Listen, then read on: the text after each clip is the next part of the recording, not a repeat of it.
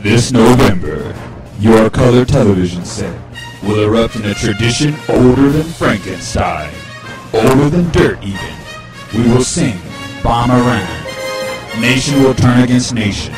A danged fence will be completed along the U.S.-Mexico border. The war on terror will intensify.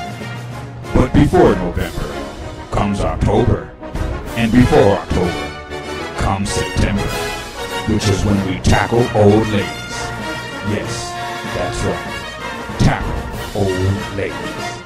We don't discriminate. We are outside of the John McCain Free the Bomb rally, and it seems like we've got a live one here, Manny. Right again, Chip. Liz Hourican is issuing a direct challenge to McCain, but the offensive line remains vigilant, stopping her at every juncture. Oh, dear me, an unexpected block from the front line pins Hourican to the ground. 2 all-time defensive team winner stomps a hole in peace for the time being.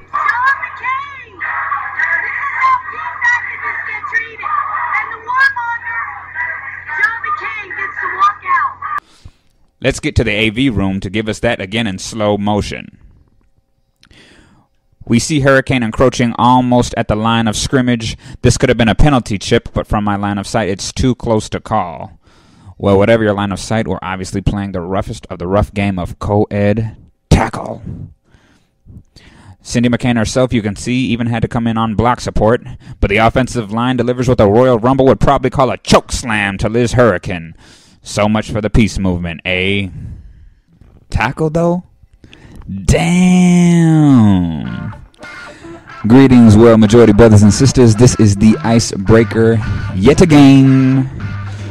Peace activist Liz Hourican has a point we must emphasize here. Leave it up to John McCain, and the United States would be in Iraq for another century. An electrified border fence might also be constructed. A peaceful protester gets tackled by a security team, and he gets to walk free with some fake "my friends" smile on his face.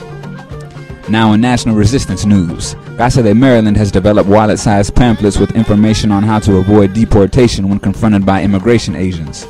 The now nationally distributed materials offer a list of do's and don'ts if someone is stopped by the police. Seth Freed Wessler of Colorlines.com reports that although San Diego police have gotten a bit emotional about the pamphlet's portrayal of law enforcement officers, quote, the images of muscled, crew-cut cops and ICE officers arresting brown people and of detention centers lined with bunk beds filled with other cartoon brown people are plainly the reality. San Diego has become a giant deportation trap. Border Patrol SUVs pick up thousands every month. Immigration and Customs Enforcement cars spot the highways. San Diego County signed a 287G agreement with ICE to deputize cops as immigration officers. And almost 2/3 of those deported from San Diego as a result of the federal Secure Communities program, which checks the immigration status of anyone booked into a local jail, were convicted of no crime at all. I give props to the organization for creating the materials and the people who utilize them. It's maybe one small step towards policing the police. Howard Fisher reports that this past Friday, the 24th, Russell Pearce was rejected by the Ninth Circuit Court of Appeals to argue his unique perspective on SB1070. Rather, the judges said they would consider the arguments he submitted in legal papers. While this is all well and good, there is still the $3.6 million influence of Jan Brewer's personal Save SB1070 fund in the mix.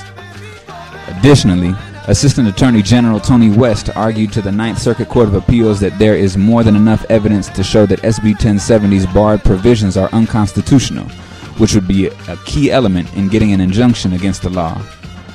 Attorneys for the U.S. Department of Justice argue that SB 1070 illegally conflicts with federal statutes and undermines the nation's foreign policy. West also said there is much more evidence to show that letting Arizona begin enforcing SB 1070 would cause irreparable harm to the United States. And that, he said, outweighs any potential harm Arizona would suffer while the questions of the law's legality work their way through the legal system. But just while the law's legality is in question, we find that some have opted out of the economic boycott against Arizona. This boycott is meant to make Arizona submit to the dictates of human rights and eliminate all hate legislation. But in the face of Jan Brewer-sponsored protests against their offices, the United Food and Commercial Workers Union has called off its end of the boycott, saying it will, quote, work toward more positive outcomes on the contentious immigration front, unquote. Local 99 president is hoping that hope will do the trick when he says that, "I hope Ms. Brewer joins the call to tone it down and create solutions for both border security and immigration reform. It is now time for calm, reasoned discussion that can move forward to first secure our borders, while designing a workable, humane plan to finally reform our nation's immigration laws." Unquote. Secure our borders? What the UFCW has gotten into the UFCW's head, thinking that Brewer actually sees migrant workers as human beings? To the south side, Texas has officially gone statewide with the Secure Communities Program, which is a fingerprint sharing program between local police and federal immigration enforcement agencies. The information sharing system debuted in October 2008. It uses the fingerprints of recently booked inmates to identify their immigration status, which are sent to a Department of Homeland Security database. If there is a match, ICE is notified and the inmate faces deportation, which has been the fate of an estimated 41,000 people. According to Immigration and Customs Enforcement, all 254 counties in Texas are now operational with the program. This week, Santa Clara, California, and Arlington, Virginia both opted out. The Obama administration wants secure communities operating nationwide by 2013. Peace, world majority brothers and sisters. Keep the struggle on while we're away.